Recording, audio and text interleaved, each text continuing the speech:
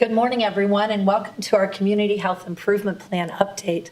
My name is Sharon Mortensen. I serve as President CEO at Midland Area Community Foundation, but most importantly, for purposes of this, I'm part of the Health and Human Services Council, and I chair the committee that works on our Community Health Improvement Plan. This is an important update that we do each year to tell you about some work that's going on in our community to help with some critical issues that we face here in Midland County. So and the work that we do really falls underneath our Midland County vision statement. So the work that we do at Health and Human Service helps to support Midland County's vision statement, which is Midland County an inclusive community, together forward bold and exceptional place where everyone thrives. And certainly through the work of our Community Health Improvement Plan, we're working to make sure that we reach all people, that everyone is included in the work that we're doing, and that everyone has an opportunity to thrive. So we're going to be hearing more about this today. And then the Health and Human Services Council is a collaborative body. We meet monthly and we work on just those issues, health and human service issues. And you see up here our mission statement, which is to promote the welfare of our community through systems level planning and collaboration and promotion of health and human services with an emphasis on demonstrated effectiveness and prevention. So you're going to hear about some of the work that we're doing where we're using best practices to really work on issues here in our community. And these principles guide our work with the Community Health Improvement Plan. And that is, we recognize that people have complex needs that reach across agency boundaries. So one organization in and of itself cannot solve these problems because we know that people have complex needs and we all need to work together. We also know that collaborative services bring the best results. When we work together, we can do things better. And finally, local people solve local problems. We're right here in the ground. We see what's happening. We work together to come up with solutions to some of the issues that are here in our community. And these principles guide our work. And just a little history of how the Community Health Improvement Plan began. We have regularly done an assessment of our community health. We've done an assessment every 3 to 4 years for many, many years. And then in 2016, we said, it's great that we're doing an assessment, but we need to come up with a plan that starts to address some of these issues that we know are happening in our community. So at that point, we developed our first Community Health Improvement Plan. We continue to each year look at new data. We continue to look at what we're learning, what's working, and what else we need to do. So this is a constantly evolving plan each and every year as we move forward. And today we're going to hear about the 3 areas of our plan, and that is mental well-being, substance-free resilience, and healthy living. And here today to talk about the plan and the areas that they're working in, we have Dr. Kathy Dollard from My Michigan Health and Charlie Schwedler from Senior Services, Catherine Tate from the Legacy Center for Community Success, and Brent McCullough from My Michigan Health. So thank you for being here today and talking about the work that's underway. Can you start by defining each of these areas and share some of the factors that prompted us to include this as part of our Community Health Improvement Plan? Sure, I can start with well-being, mental well-being. We are really interested in addressing the needs of our community as it pertains to people who have mental health concerns, but we also want to help people to get to a place of well-being and even north of neutral. So we have a well-being coalition that works on those kind of topics too. So it's not just mental illness, but also mental well-being and mental wellness. Great, thank you. So as many of you probably have experienced, substance use disorder can have a negative impact on people's lives and their families' lives. That's what drove this to be a contributing, or one of our key focus areas. As we've looked at the data over the last year, or actually last couple of years, we have seen some trends that are concerning. We are seeing more students who are in school who are vaping and using cannabis. We still are struggling with opioids, although as we look at the data, it does look like we're seeing some improvements in the numbers. We're seeing fewer opioid deaths. projected this year than in past years. We've also seen fewer calls from first responders where they had to use Narcan. Meanwhile, though, we're seeing meth doubled in the last 4 years, so that's a concern. It's easy for us to get caught up in these substances that continuously change, but one of the most pressing issues that we need to begin focusing on is alcohol. Alcohol was the main reason for 77% of interventions for substance use issues in the emergency department last year. So alcohol continues to be the number one killer from a substance use standpoint. And so there are lots of factors. Sharon, can I go back to just talk about some of the data? We had we had a survey that we did in 2022 for all of Midland County, a health survey data that showed that we had an uptick on depression and anxiety. And we were thinking that probably is secondary in part to the pandemic. And we also had a youth survey that happened around the same period of time in 2022. And unfortunately, we saw an increase in depression and also increase in suicide attempts, which is really concerning in our youth. I pulled some data, most recently, patient data from my Michigan, and it showed pretty much the same trend. About 32% of folks were diagnosed with depression and 41% with anxiety. So the depression went down just a couple points, but anxiety, unfortunately, is holding steady. And then when we look at healthy living, we also have data supporting some of the concerns around this. So healthy living can be, basically we separate it into like 3 categories: physical activity rates, healthy eating, and preventive services. So with physical inactivity, rates have been trending. So we look at the last 6 years of data, and we see that the trending of physical inactivity is increasing. In fact, in our last survey, we found that less than 40% of the population that we surveyed were able to get the guidelines for physical activity on a weekly basis. We also looked at data in obesity rates, overweight, diabetes, and we found that diabetes prevalence and diabetes mortality have all increased as well. So it's something that we wanted to pay attention to. And then, as Catherine also stated, vaping has increased, tobacco use has increased, alcohol has increased. And then one big concern for us was cancer screenings. So we found that with some of the changes in guidelines with certain cancer screenings, specifically with colon cancer, less than half of those that were between 45 and 55, which is the new guidelines for colon cancer screenings, did not receive their colon cancer screening. So when we think about the physical inactivity rates, diabetes prevalence, obesity increasing, and those preventive services not being held or looked at, then that's something that we wanted to put focus towards with the Healthy Living team. Great, thanks. And obviously, as you see, there's a lot of rich data available in our community. And we're thankful for that as it helps to ground our work. As we get ready to look at this new year and what we're working on, let's spend a few minutes looking back over 2023 and talking about accomplishments in each of these areas. So if you'd like to each share what was accomplished over the past year, what did we focus on and what did we do? Okay, well, in terms of mental well-being, one of the things that we wanted to do is to see if we could identify people who have depression and anxiety so that we could connect them to care.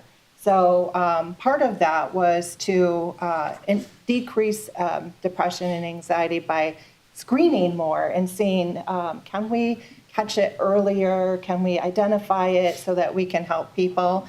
And we really worked with doctors' offices and our health system to increase the screening of depression and anxiety using evidence-based screening measures.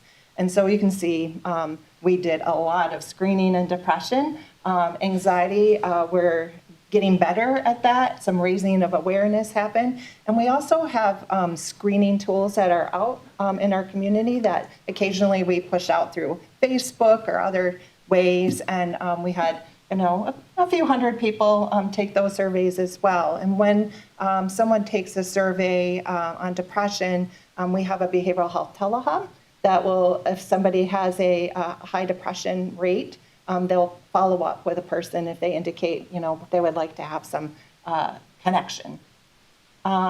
We also wanted to increase awareness of mental health resources. There is a free app that is available through Community Mental Health for Central Michigan called MoodFit.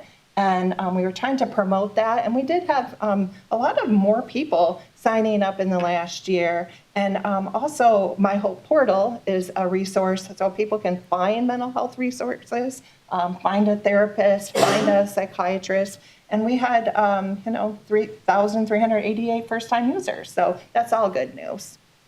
Great. Thank you. So the other thing we've done is more on the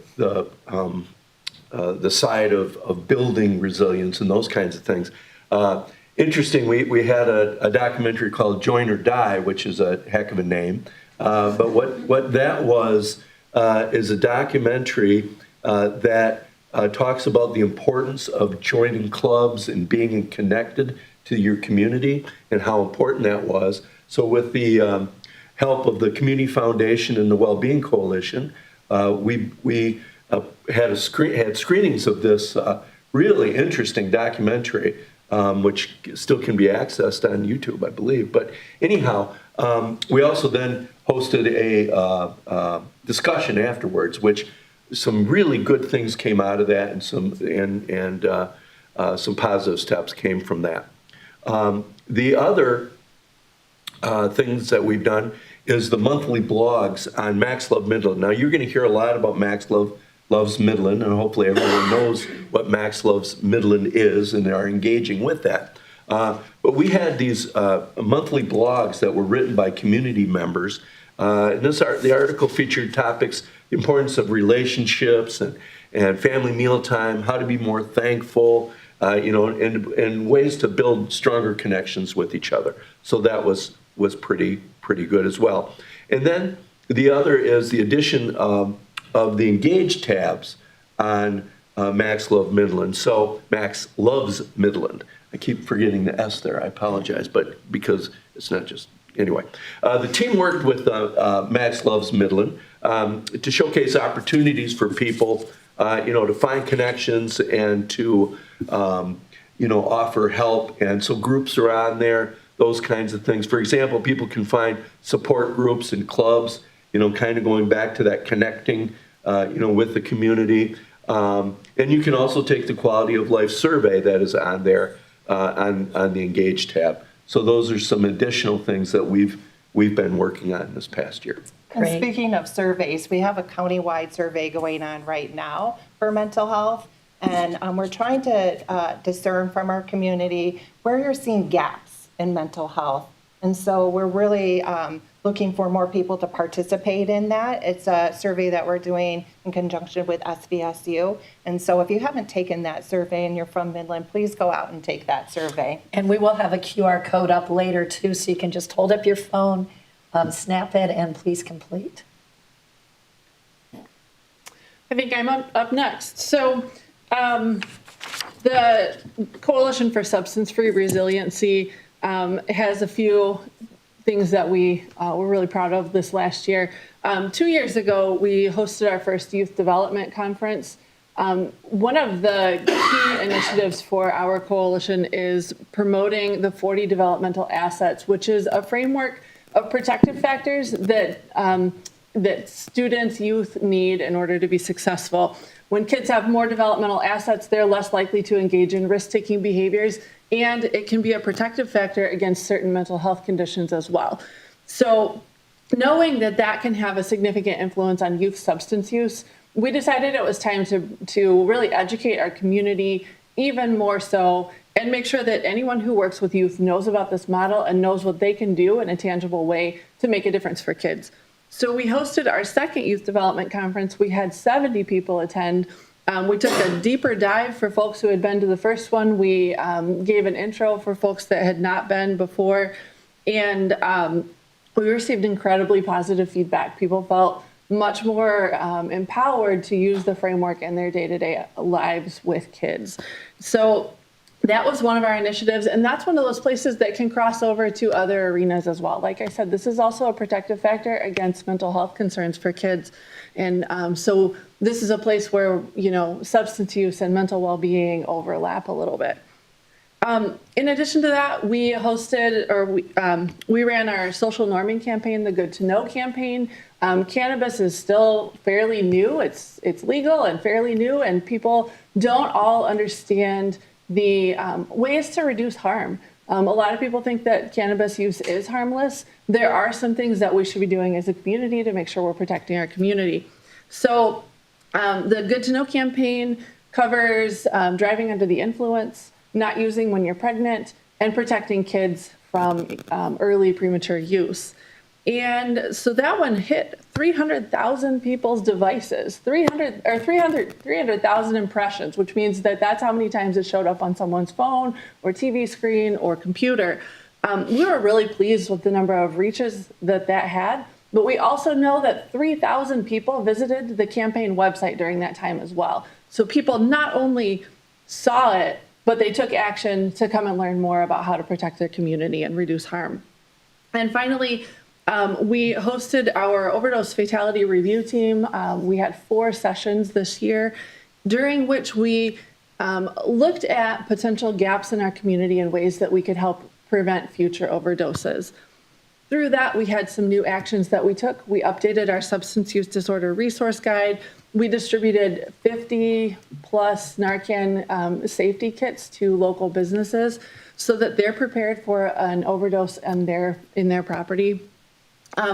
We also purchased and placed just in the last week a Narcan vending machine, which is now out at West Midland Family Center and will be stocked year round so that there is Narcan available for individuals who just want to be able to go and pick it up for their own safety and their own security in their household. We promoted the Up and Away campaign, which promotes keeping medications locked up and away from children. And we hosted 10 Dump Your Drugs events, and we collected a lot of, I want to say 160 pounds of medications that were unused, so that keeps it off of our streets and out of our households.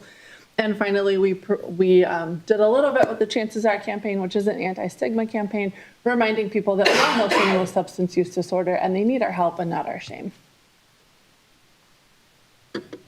Okay, our Healthy Living team, while accomplished a lot, a few of the key and more exciting accomplishments in 2023 was that My Michigan Health partnered with the Midland Area Farmers Market to hire a food navigator. And this food navigator assisted with SNAP benefits, education at the farmers market.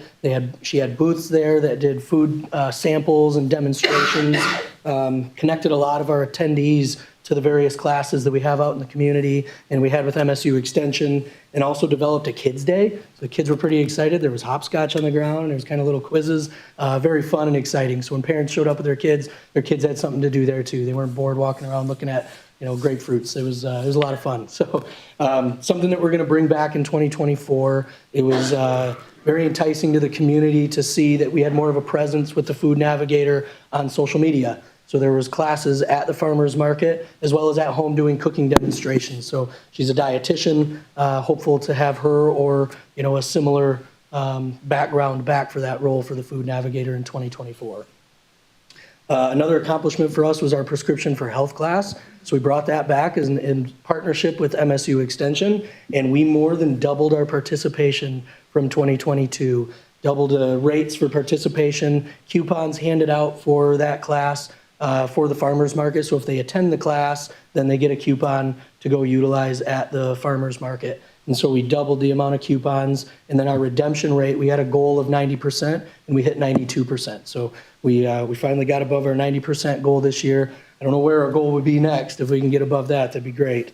And another key accomplishment was our health guides. My Michigan Health partnered with various organizations, including the health department and some other areas around, to build these comprehensive health guides for men, women, and pediatrics. And they have included in there all of the checks and screenings that you want to get throughout a year at various ages, the childhood immunizations, that entire schedule is in there. All of the cancer screenings and different preventive services are in there. And we handed out over 1,000 of those this year throughout Midland County, and our expectation is that we'll probably double that, maybe even triple that this year. So We found that a lot of people really like those, so we're looking at more avenues to be able to hand that out and reach more people with those health guides. So a lot to celebrate over the past year for sure when we look at the accomplishments that have happened. We also know, though, based on the data that we saw, that there still is a need out there that we're working to address. So as we talk about 2024, can you each highlight some of the strategies that you'll be working on as we head into this year? Sure, I'll start with that. We have a, there you go, thank you. Like I said, we have the survey that we're hoping to gather a lot of great data from, and then we'll use that survey data to work collectively to address any deficits that we might have and gaps in our community. We're also have a coalition, it's a mental health coalition, and we have subgroups that are working on different topics. And one of the main things that we need to address is workforce deficits. It's very hard to hire a mental health professional. We are trying, we have a lot of openings in a lot of our agencies, and so working collaboratively to try to figure out how can we attract more social workers, licensed professional counselors, marriage and family therapists, psychologists to Midland. And then finally, developing new programs that will meet the needs of specific populations. For example, new programs for children who have mental health concerns, and anything we find out in our survey and how we can work collaboratively. That's one of the strengths of Midland County, is working collaboratively. So we're also going to be working on increasing the assets for youth and adults and older adults. We're going to, one of the focuses this year will be on accomplishing what matters. And across the lifespan, you know, and if you listen to all of these things, you know, what we're trying to work on is to show that it's not just the youth, or, you know, it's not just, you know, regular adults and older adults, it's the whole span. And so we're really focusing on how can we do that. So we're beginning a discussion on how to achieve this goal. So this is a new one for us, but we know it'll feature storytelling from residents and other action steps. We're also going to continue to focus on cultivating healthy relationships. This was an extremely successful area in this area, so we plan to continue this in 2024. And then the other part where we've really tried to, if you've noticed, there's a lot of data that we have from the Youth Asset Survey, and then we also have a survey that's called the Senior Assets for Optimal Living. But we really don't have anything for that workforce area. And so we are going to be working with the University of Pennsylvania's Master of Applied Positive Psychology program to develop this a survey so we can more accurately have an idea of, okay, what should we be working on, rather than just kind of throwing the old dart at the board and seeing where it lands. So those are the things that we're going to be working on in mental well-being. So in substance-free resilience, we are looking to host our third youth development conference. We're super excited to bring that back and continue to dive deep with that topic. As we look at how we reduce youth substance use, we are offering our first Not on Tobacco program this spring. That program will begin on February 28th, and it is a 10-week curriculum that helps kids learn the skills that they need for cessation and stop together about halfway through the program. We're really excited to get that off the ground. We are going to continue doing the Good to Know campaign, and new this year is a partnership with the retailers that are in Midland County. We'll be providing them with lock bags, so for free at no cost to them, so that they are able to keep their products safely locked away from their children and pets too, because it's not safe for them either. We're going to, hopefully, pending funding, hosting our first recovery conference with a focus on recovery capital and recovery-friendly workplaces. And then our overdose fatality review team will continue to work and do quarterly case reviews. And I don't know what that will develop. We hopefully will find some new strategies as we understand the gaps in our system services. All right, healthy living, as I said earlier, we have basically 3 areas of focus: physical activity, healthy nutrition, and preventive services. So our goals are around increasing knowledge and access to those 3 domains. So with physical activity, kind of 2 pieces to that. We want to add physical activity to current events. We don't need to reinvent the wheel and build something new. What events are already taking place? So if you look on those, on that Max Loves Midland site, you can see all of the events that are taking place. Our hope was that we could add something to those events already. So if it's something in the community, something happening downtown, we can, have a physical activity class, a Zumba class, or something along those lines added to it.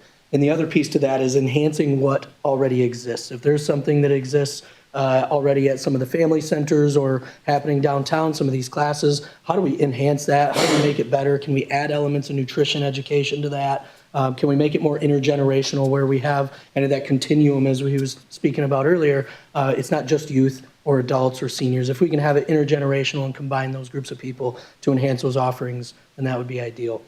Similarly, with the nutrition piece, same kind of concept. What already exists that we can enhance? And then our goal is obviously in 2024 to not only sustain but grow that food navigator role. So looking at what we accomplished with that role in 2023, how can we improve that? Is there something that we can add to that? Is there something more that the community wants? And so looking to do that in 2024.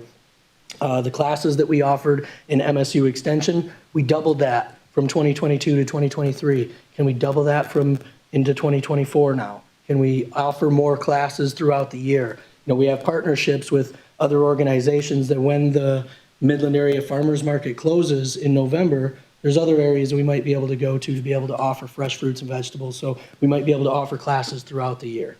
And then a couple other key pieces is more of the health guides for preventive health and ensuring that people understand what those preventive screenings look like throughout your life.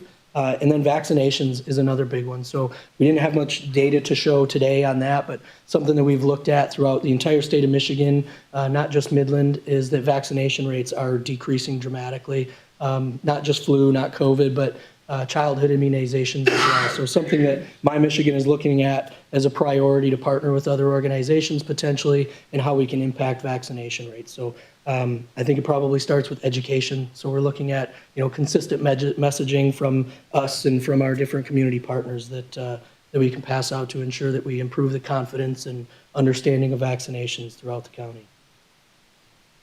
Great, and I think you touched on, my next question was going to be, how will we know we've made progress? And I think you've touched on that really as you looked at these different plans for 2024.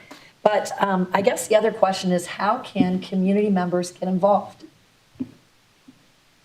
All right, well, I'll start with that. So I'll put in a shameless plug for My Michigan. And My Michigan has started a program where we're inviting patients and families to join advisory councils. And so there is an advisory council for behavioral health.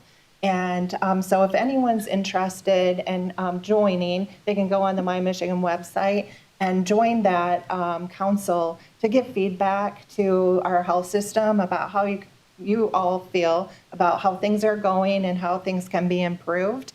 We also, the Wellbeing Coalition that I was talking about, we're very open to new members on that. So you can get a hold of me. I think at the end you'll have our email. So on either of those, if you're interested in either of the things that I'm talking about, you can just email me.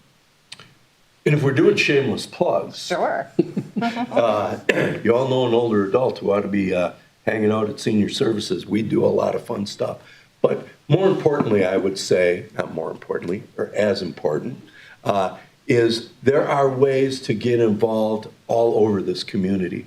There are so many ways, so many clubs, whether it be through your faith community or your school or places like senior services or the Lions Club or the Rotary, all those kinds of things. There's tons of ways to get involved, and we really believe that will do a couple of things. It's great for the individual, and it's great for the community. So that's another way you could really get involved as well. And I know we're going to talk about it in a minute, but there's also a tab on the Max Loves Midland where you can look for ways to get involved. Yeah, I'll just piggyback on that. certainly join a coalition or committee. The work that we presented today didn't happen in a void. Those are groups where we come together and we talk about local problems and we come up with local solutions that are informed by evidence. You can be a part of helping to find those local solutions.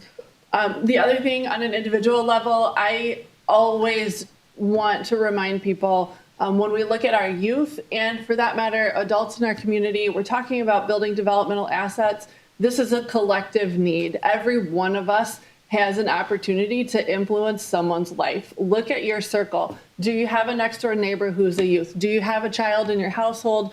Do they have friends? Do you go to church and you know somebody who's got a child? You can have a positive interaction with those people on a regular basis. You can get to know them and you will help build developmental assets without even thinking about it. It's just about being intentional and building those relationships. And when we all do that, collectively, when we survey in a few years and we get some more data, we will see the needle move for our kids.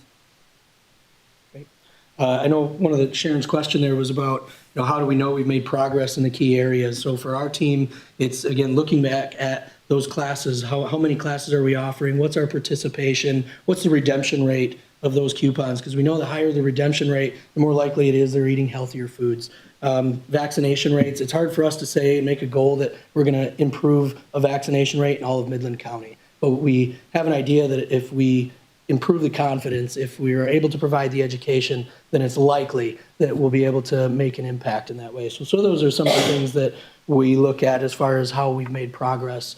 And then to kind of go off of how people can help here, engagement. For our team specifically, you heard our goals: physical activity, nutrition, preventive health. If you fit within that realm, if you are somebody who teaches classes in the area, contact me, contact somebody on our team. We'd love to have you in there, hear your ideas and what we might be able to partner with in the community. Same thing if you are a dietitian or some kind of nutrition specialist, or even just have a passion for teaching it.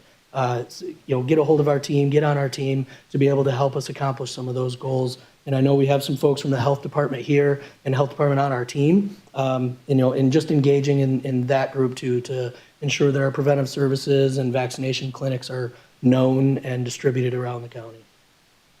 And so a question just to throw out to all of you, what are you most hopeful about in the upcoming year? I'll start. Systems change takes years. You said that this all started in 2016? I am extremely hopeful that we're starting to see the fruits of our labors come to be. You hear the number of accomplishments, and these are real change happening here in our community, and I'm hopeful to see where we go from here. I'm hopeful for that more engagement, as I said. So I'd like to see the Healthy Living team grown. We have, over the last few years, seen more and more people join that team. So I'm hopeful that more people will join that. And this time next year, we're giving you twice as many key accomplishments that we've been able to offer in Midland County. So I really think that there's more out there that we just don't know about, or people aren't jumping in to be able to help because they're kind of in their own little silo of work. But I think that with more partnerships and more engagement, more can be accomplished. So I'm hopeful for that more accomplishment and more engagement with our community. I'm always hopeful around collaboration. I think Midland is a place, one of the best things about Midland is we all collaborate together, and a lot of the things that we work on, not in a silo. I'm working with Catherine on her issues and with Brent on those issues, and I think that with the structure that we have with our coalitions, our work groups, the CHI committee, the community health improvement, assessment improvement, and the health and human services all working together, collective impact is, powerful. And so that really does make me hopeful. It really does, collective impact, but so does the individual impact, and so does engaging with each other. Doesn't matter how old you are, where you are in the lifespan, but if you're just good to each other, it's going to have an effect on everyone's health. I really believe that if we're good to each other and we engage with one another and we get off our stinking phones, we're going to be way better off than we are today. All right, well, thank you. So we've had a great opportunity today to look at some of the data that caused us to focus on these three areas that you heard about. We've looked at accomplishments over 2023 and what's ahead for 2024.